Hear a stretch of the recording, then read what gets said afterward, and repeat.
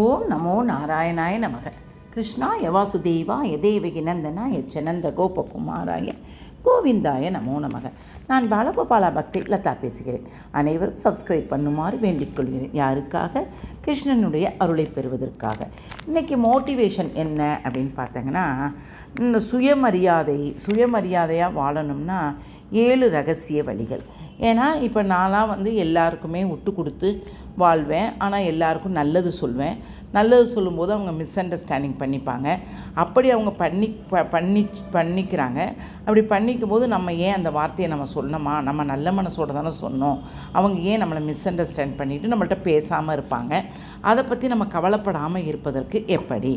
நல்ல மனசு வைத்திருப்பது நல்லது தான். ஆனால் அதற்காக சுயமரியாதையை நாம் இழக்கக்கூடாது. அமைதியாக இருக்க வேண்டும். மற்றவர்கள் நீங்கள் பலவீனம் என்று நினைக்க அனுமதிக்கக்கூடாது. அன்பாக இருக்க வேண்டும். அதை அவர்கள் கருவியாக பயன்படுத்த விடாதீர்கள். இப்போ இது இந்த சுயமரியாதை, நமக்கு இந்த சுயமரியாதை பற்றி சொல்லிட்டேன். இப்போ இது ஃபஸ்ட்டு பாயிண்ட் என்னன்னு பார்த்தீங்கன்னா, எல்லோருக்கும் பிடிக்கிற மாதிரி நம்ம முயற்சி செய்கிறோம். செஞ்சோன்னே நீங்கள் என்ன தான் நல்லவங்களாக இருந்தாலும் உங்களை பிடிக்காதவர்கள் இருக்கத்தான் செய்வார்கள். மற்றவங்க சர்டிஃபிகேட்டுக்காக வாழக்கூடாது அப்படின்றாங்க. மற்றவங்க சர்டிஃபிகேட்டுக்காக நம்ம வாழக்கூடாது. இது நம்ம உலகத்தில் எல்லாருக்குமே இருக்குது. ஐயோ, அவங்க நம்மளை பாராட்டணும், இவங்க நம்மளை பாராட்டணும், எல்லாத்துக்கும் நல்லவங்களாக இருக்கணும். இது மாதிரி தான்ப்பா, நான் எல்லாத்துக்கும் நல்லவங்களாக இருக்கணும் தான் நான் வாயே திறக்காமல் எல்லாத்துக்கும் விட்டு கொடுப்பேன். நல்லது கெட்டது சொல்லுவேன், அவ்வளோதான். அதனால் அவங்கள்ட்ட நம்ம பேர் வாங்கவே முடியாது. அப்புறம் 2வது பார்த்தீங்கன்னா, அதிகமாக கிடைக்கும் மதிப்பு குறையும். எந்நேரமும் எல்லோருக்கும் நீங்கள் அவைலபிளாக இருந்தால் உங்கள் அன்பை மலிவாக பார்ப்பார்கள்.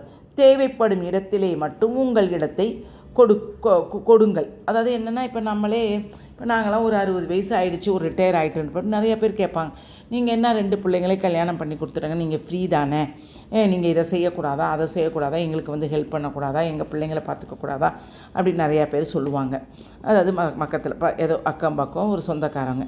அதனால் நம்ம அவைலபிளாக இருக்க முடியாது. நம்ம ஏதாவது ஒன்று லேர்னிங் கற்றுக்கிட்டே இருந்தால், இப்போ நான்லாம் இந்த கிளாஸ் போகிறேன், அந்த கிளாஸ் போகிறேன், அது போகிறேன், இது போகிறேன்னு பேசக்கூட டைம் இல்லாத மாதிரி தான் வச்சுருப்பேன். அப்புறம் இப்போ பார்த்தீங்கன்னா, அடுத்தது நம்ம எது எங்கே தேவைப்படுதோ அவங்களுக்கு நம்ம ஹெல்ப் பண்ணலாம். அது தப்பு கிடையாது. அடுத்தது 3வது பாயிண்ட் பார்த்தீங்கன்னா, அமைதி சில நேரங்களில் மிகப்பெரிய பதில். உங்களை வம்புக்கு இழுப்பதற்கு முன்னாலே கோபப்படாதீர்கள். உங்கள் அமைதியை அவங்க ஆணவத்தை உடைக்கிற ஒரு அடி. அதாவது என்னென்னா, இப்போ நம்மளே ஒருத்தவங்க நம்மளுக்கு திக்காக ஒரு ஃப்ரெண்டு இருக்கிறாங்கன்னு வச்சுக்கோங்களேன். அவங்க சில அட்வைஸ் கொடுத்தா அவங்களுக்கு சிலவங்க அவங்கள அன்வான்டாக பேசுகிறாங்க. அவங்கள்ட்ட அதை பற்றி சொல்லி அவங்கள புரிய வைக்கணும்னு நினப்போம். ஆனால் அவங்க புரிஞ்சிக்காமல் ஏதோ ஒரு மிஸ் அண்டர்ஸ்டாண்ட் பண்ணிப்பாங்க. அந்த மாதிரி இருக்கக்கூடாது. எந்த இடத்துலையுமே அமைதியை அவங்க ஆணவத்தை உடைக்க, அமைதி தான். நம்ம அமைதியாக இருந்துட்டோன்னு வச்சுக்கோங்களேன், அந்த நேரத்தில் அவங்க நம்ம தப்பாக மிஸ் அண்டர்ஸ்டாண்ட் பண்ணிக்கின்னு அவங்க இல்லாத அன்வான்ட் டாக்கிங்லாம் பேசுவாங்க. அப்போ நம்ம அமைதியாக இருக்கணும். அப்போ தான் அவங்களுடைய ஆணவத்தை உடைக்கக்கூடிய ஒரு அடி அப்படின்றாங்க.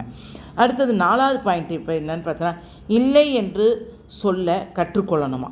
எனக்கு அது அந்த புத்தியே வராது. எதாக இருந்தாலும் ஐயோ எப்படி நம்ம இருக்கிறத வச்சுட்டு இல்லைன்னு சொல்லக்கூடாது அப்படின்னு சொல்லிட்டு, அப்போ அதுக்கு என்ன பாயிண்ட்டுன்னா, மற்றவங்க மனசு வலிக்கக்கூடாதுன்னு என்று உங்களுக்கு பிடிக்காத விஷயத்தை சரி என்று சொல்லி வாழ்க்கையை நரகமாக ஆக்கி கொள்ளக்கூடாது அப்படின்னு சொல்கிறாங்க. கரெக்டு தானே? இப்போ நம்ம ஏதோ ஒரு விஷயம் நடக்கும், யாராவது நீங்கள் கொஞ்சம் வாங்கலேன் துணைக்கி அப்படின்வாங்க. நம்ம வீட்டுக்காருக்கு அது பிடிக்காது. ஆனாலும் பார்த்தங்கன்னா அவங்கள்ட்ட சொல்லவும் நமக்கு கஷ்டமாக இருக்கும்.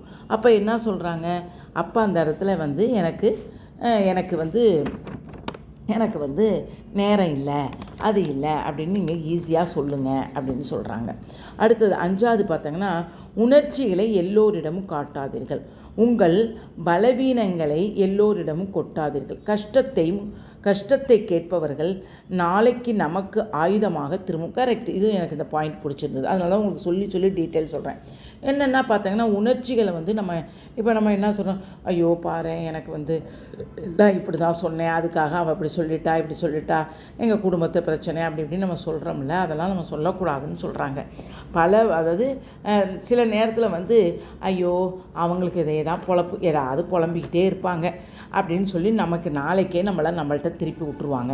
அடுத்தது 6 பார்த்தீங்கன்னா 6வது பாயிண்ட்டு, தனிமையை கண்டு பயப்படக்கூடாது. உங்களை மதிக்காத உறவுகள் கூட இருப்பதை விட கம்பீரமாக தனிமையாக இருப்பது எவ்வளவோ மேலானது. தனிமை பலமாகும். இது எல்லா பாயிண்ட்டுமே எனக்கு பிடிச்சதுனால தான் நான் இதை வந்து 7 விஷயங்களை நான் எடுத்தேன். தனிமைன்னு பார்த்தீங்கன்னா நான் வந்து ஒரு காலத்துலலாம் இந்த கொரோனா அப்போல்லாம் ஐயோ நம்ம பிள்ளைங்கள்லாம் எங்கெங்கேயோ இருக்குதுங்க, நமக்கு தனிமைன்றது ஒரு கொடுமை அப்படிலாம் நினச்சோம். ஆனால் இப்போ அந்த தனிமை வந்து நமக்கு நல்ல பலத்தையும் நல்ல கம்பீரத்தையும் கொடுக்குது. அப்போ தான் நம்ம பார்த்தோங்கன்னா தனிமை வந்து நம்மளை ஏன் பலப்படுத்துதுன்னா, நம்மளையே ஒரு மோட்டிவேஷன் பண்ணி எக்ஸசைஸு தியானம் அப்படிலாம் செய்ய ஆரம்பிச்சிட்டோம்ல. இதே நம்ம ஒரு குடும்பத்தோடு இருந்தோம்னா திருப்பி மாயக்குள்ளே திருப்பி மருமகளுக்கு சமைச்சிக்கிட்டு பேரனை பார்த்துக்கிட்டு பேத்தியை பார்த்துக்கிட்டு இப்படியே தான் நம்ம மாயக்குள்ளேயே சிக்கிக்கிட்டு இருப்போம்.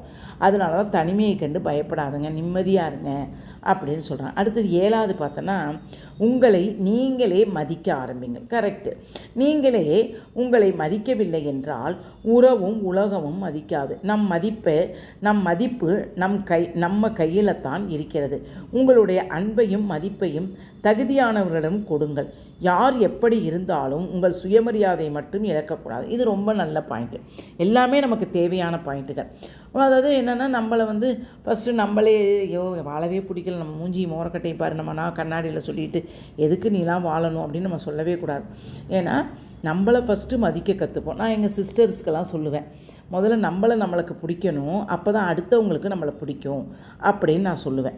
இது மாதிரி நிறைய இந்த பாயிண்ட், இந்த சுயமரியாதை. ஏன்னா எனக்கு வந்து சுயமரியாதைன்றதெல்லாம் எனக்கு கிடையவே கிடையாது. ஏன்னா எல்லாத்து மேலேயும் இந்த 7 பாயிண்ட்டு மேலேயும் நான் நிறையா வந்து இந்த 7 பாயிண்ட்டுகளையும் எனக்கு ரொம்ப பிடிச்சது. ஏன்னா எல்லார் மேலேயும் பிரிய வைக்கிறது, எல்லார் மேலேயும் அட்வைஸ் சொல்கிறது, எல்லாருக்கும் நல்லது சொல்கிறது, எல்லாருக்கும் நல்ல விஷயம் சொல்கிறது. ஆனால் சில நல்ல விஷயங்களை ஏற்றுக்கிறவங்களும் இருப்பாங்க.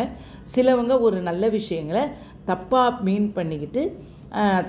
பண்ணிக்கிட்டு நம்ம மேலேயே அந்த கோபத்தை காமிப்பாங்க. இதெல்லாம் நம்ம ஒன்றுமே செய்ய முடியாது. நம்ம யோசிச்சுக்கணும். நம்ம மனசு வந்து நம்ம எதை நினச்சி அவங்கள்ட்ட சொன்னோம் அப்படின்றத நம்ம வந்து அதை மோட்டிவேஷன் பண்ணிக்கிட்டு நம்ம போயிட்டே இருக்கணும். அவங்க என்ன நினச்சிப்பாங்க, இவங்க நினச்சா நான் இதெல்லாம் நிறைய டிப்ரெஷன் ஆகி எனக்கெல்லாம் ஆட்டோ இம்யூனிட்டி செல்லெல்லாம் எனக்கு நிறையா வந்துச்சுமா. அதனால தான் இப்போ சரி அவங்களுக்கு தெரிஞ்சது எதுக்கு பேசலை, சரி அவங்க ஏதோ மிஸ் அண்டர்ஸ்டாண்டிங் பண்ணாங்க பேசலையா ஓகே அப்படின்ற மாதிரி நம்ம ப்ராக்டிஸ் பண்ணிக்கிட்டே இருந்தால் நமக்கு ஆட்டோமேட்டிக்காக இறையருளும் குரு அருளும் நமக்கு நிறைஞ்சிருக்கும். நமக்கு நல்ல சக்தியையும் இறைவன் கொடுப்பார். பிடித்திருந்தால் லைக் பண்ணவும், ஷேர் பண்ணவும், கமெண்ட் பண்ணவும். வாழ்க வளமுடன். ஹரே கிருஷ்ணா. டெய்லி இதை போட்டு கேளுங்க. உங்களுக்கு கடவுள் அருளும் இறையருளும் குரு அருளும் நிரம்பி